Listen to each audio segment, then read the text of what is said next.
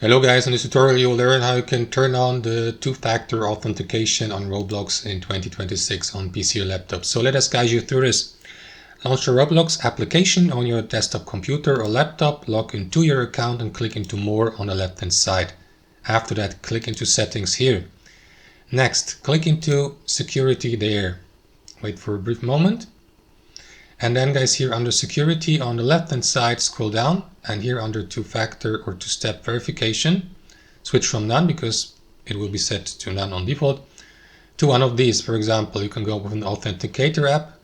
In this case, you would need to download an authenticator app either via the Microsoft store or through the Google Play Store, like a Google Authenticator app.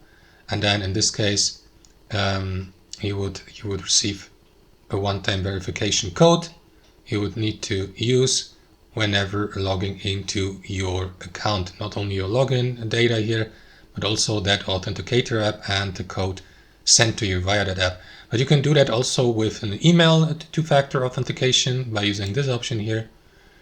Click into it, and as you can see guys, I can't do this right now because I haven't verified my new account here.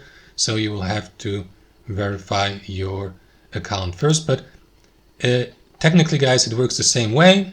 Once you have provided email address for the two-factor authentication, whenever you try to log in, you will need that email access to it so that you may receive that confirmation or verification code whenever you log in into your Roblox account to enter that code you will receive via the email or to the email address, right? So no matter which option you choose guys, make sure that you either have access to the authenticator app or an email address, and then you will receive a one-time login code.